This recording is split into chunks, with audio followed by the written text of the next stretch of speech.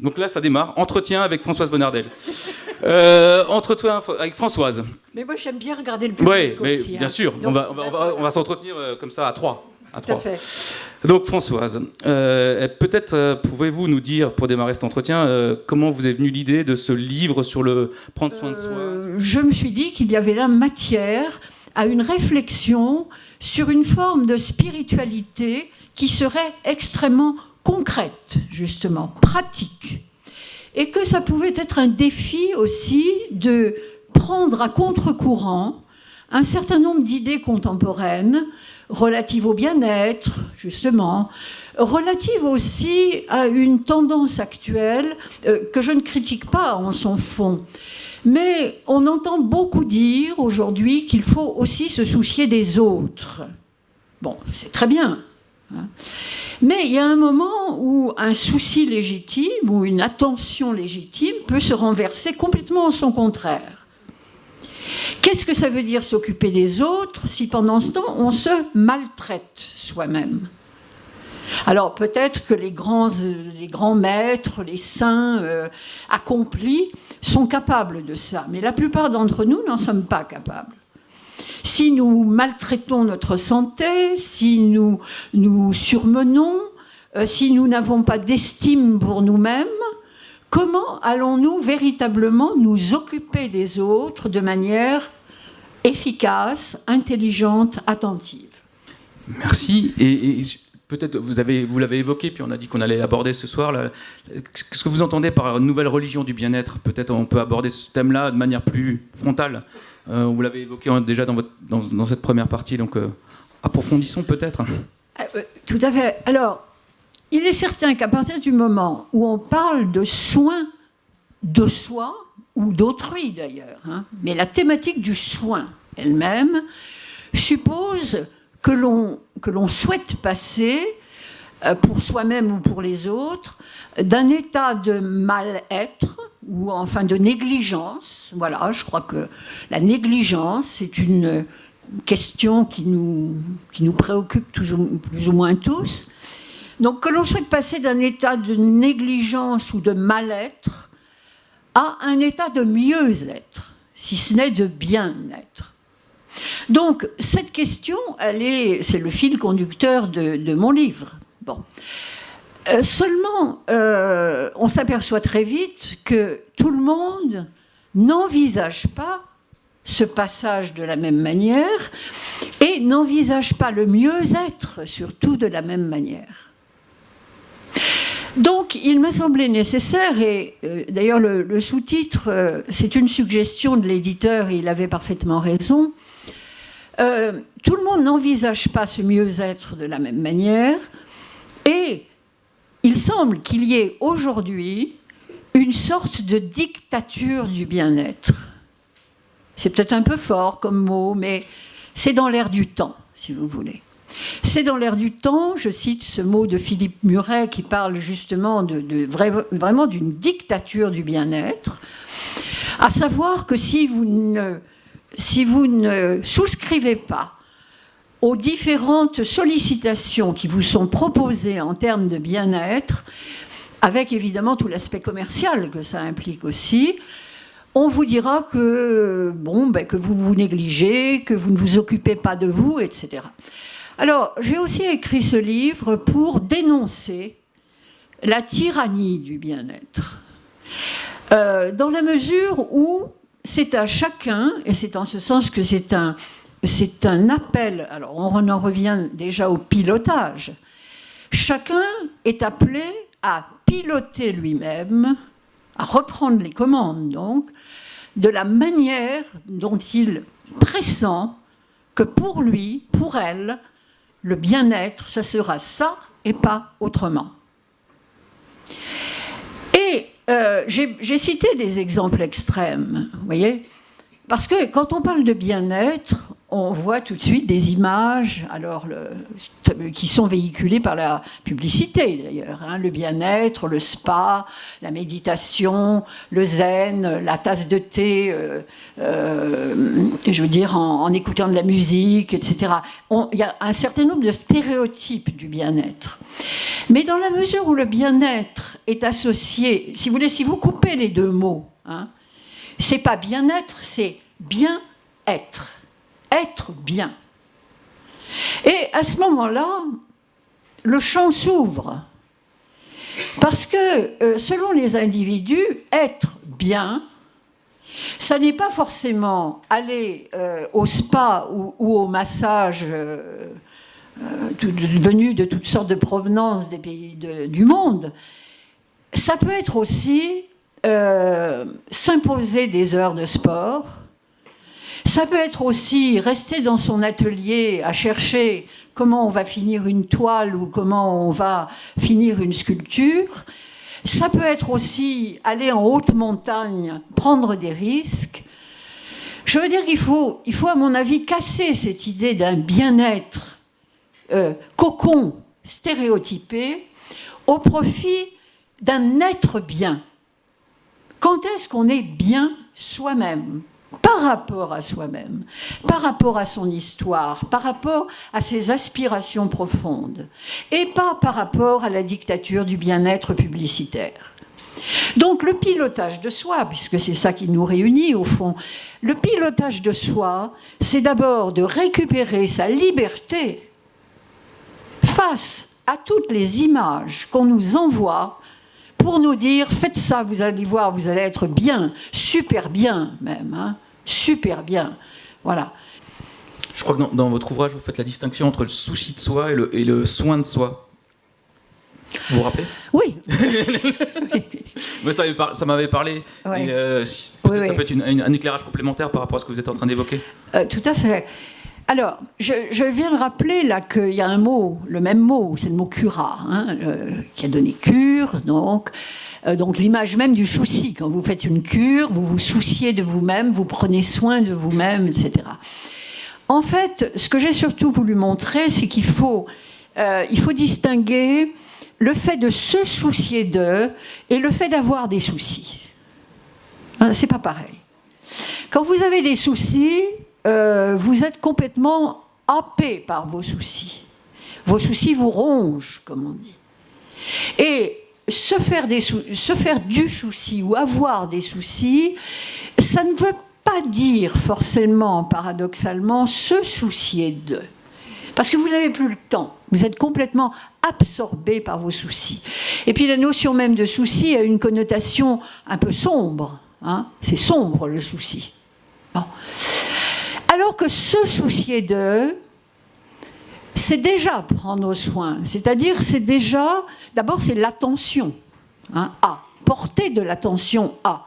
Si vous vous souciez de l'état de santé de votre voisin ou votre voisine âgée que vous allez voir régulièrement, vous avez de la sollicitude. Voilà, c'est la notion de sollicitude. Hein. Bon, donc... au fond, le fait de se soucier d'eux, ça n'est pas avoir des soucis, mais c'est plutôt être dans une disposition prévenante, attentive, bienveillante. Hein, donc c'est une disposition d'esprit qui fait que vous allez pouvoir prendre soin, que ce soit de vous-même ou d'autrui, avec mesure, avec justesse, avec discernement.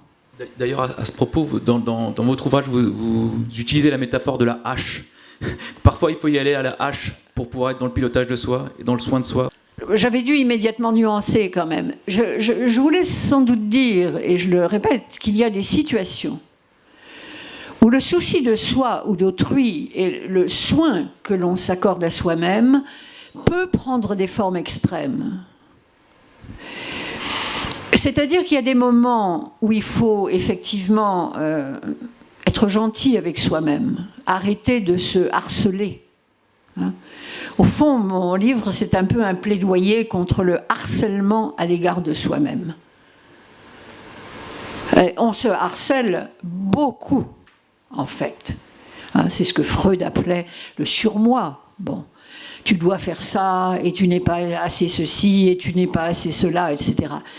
Donc, d'une certaine façon, le souci véritable de soi qui permet d'aboutir aux soins, c'est en finir avec le harcèlement. Il n'y a pas que le harcèlement sexuel qui, en ce moment, dont on parle beaucoup.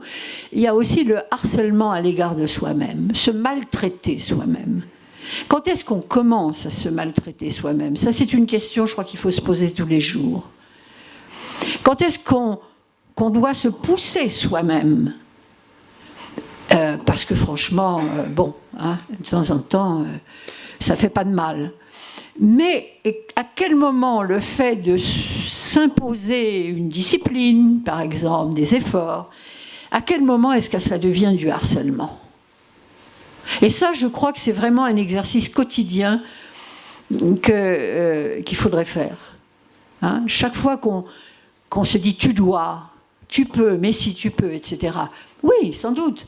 Mais qu'est-ce qui relève donc de la tyrannie à l'égard de soi-même? Et donc, il va rejaillir sur les autres, hein, tôt ou tard, parce qu'à force de se tyranniser, il faut bien que de temps en temps, on se défoule aussi sur les autres. Dans les formes de la maltraitance à l'égard de soi-même, on en parlait cet après-midi, vous m'avez partagé le sentiment d'imposture, qui peut être une forme de maltraitance à l'égard de soi-même, ou je dirais, effectivement, ce que vous avez appelé une forme de négligence de soi. Ce serait juste de le dire comme ça? Ça rejoint la thématique du pilotage de soi-même, etc., et du regard que l'on porte sur soi-même. Et c'est parce que le sentiment d'imposture peut naître tout simplement, et très fréquemment, du fait qu'en occupant une position élevée, par exemple, ou en recevant une promotion, ou en recevant des compliments, on n'arrive pas à se dire que ça s'adresse vraiment à soi. On se dit au fond, non, c'est pas possible, ils doivent se tromper, c'est pas moi, oh, s'ils savaient qui je suis vraiment, ils ne m'auraient pas récompensé, etc., etc. Et ce sentiment d'être un imposteur caché, mais pas un escroc, hein, c'est simplement qu'on n'arrive pas à s'approprier l'image que le monde extérieur vous renvoie de vous-même. Et donc on vit en décalage. Et je pense que c'est à l'origine de beaucoup de problèmes psychologiques, de beaucoup de ratage professionnel, parce qu'au fond, tout le monde y croit sauf vous. Au bout d'un certain temps, vous allez finir par persuader votre entourage. Hein. Et ne vous étonnez pas si vous n'avez plus de promotion, enfin bref, ça peut avoir des effets en chaîne assez catastrophiques. Et qu'est-ce que ça a à voir justement avec le pilotage de soi-même? Eh bien, ça veut dire, pour reprendre la métaphore du début, que vous allez vous mettre en pilotage automatique, en vous disant, puisqu'on me demande ça, je vais le faire. Mais qu'en votre fort intérieur, vous ne vous pilotez pas vraiment vous-même, parce que vous n'êtes pas digne d'être le pilote. Donc, je crois que cette question, effectivement, du sentiment d'imposture, le mot imposture est trop fort, hein, parce que ça n'est pas de l'escroquerie. Vous n'avez pas volé vos diplômes, vous n'avez pas brisé la carrière de quelqu'un pour arriver à sa place, etc.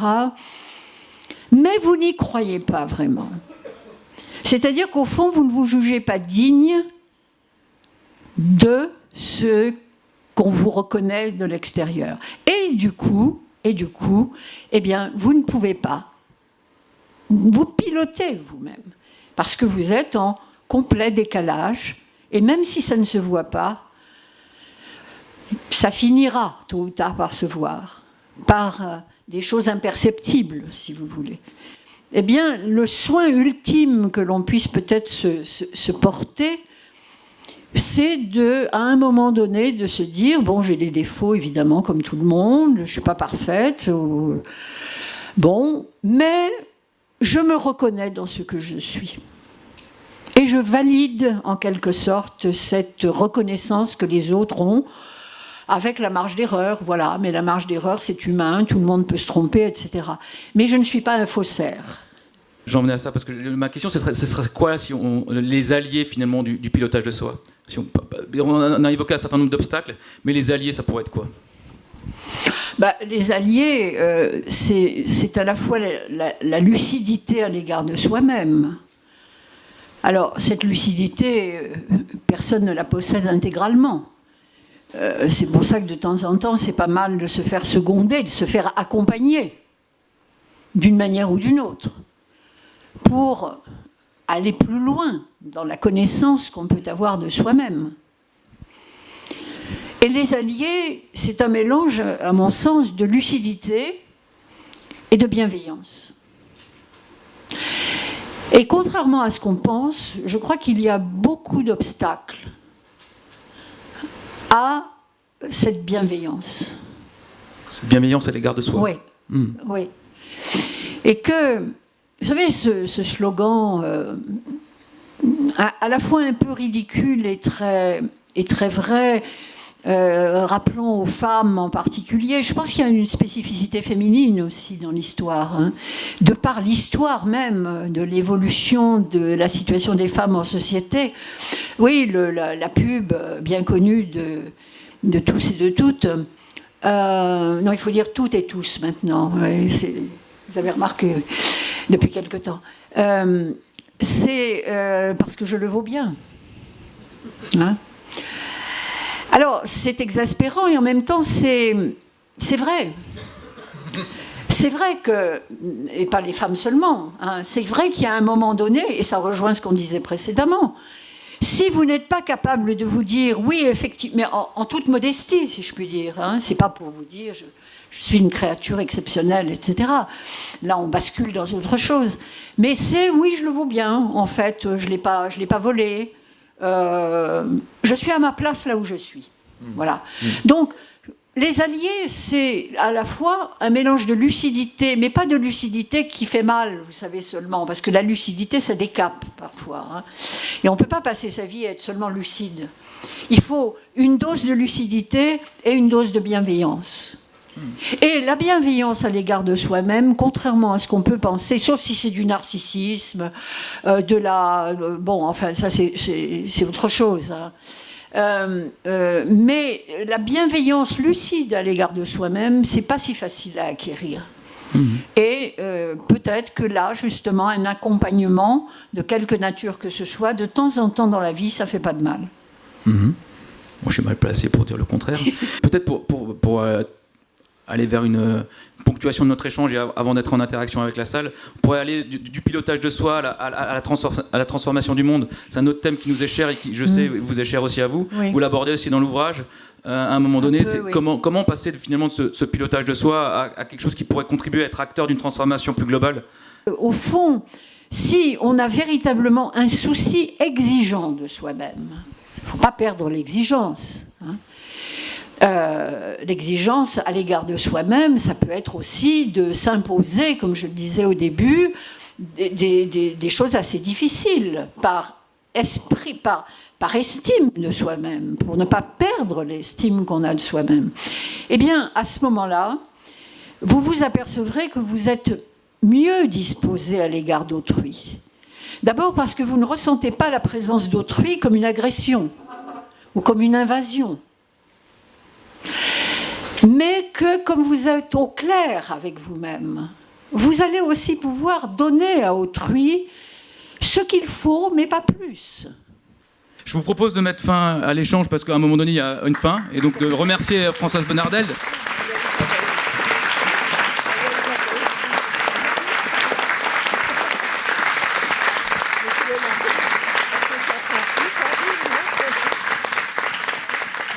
Merci beaucoup.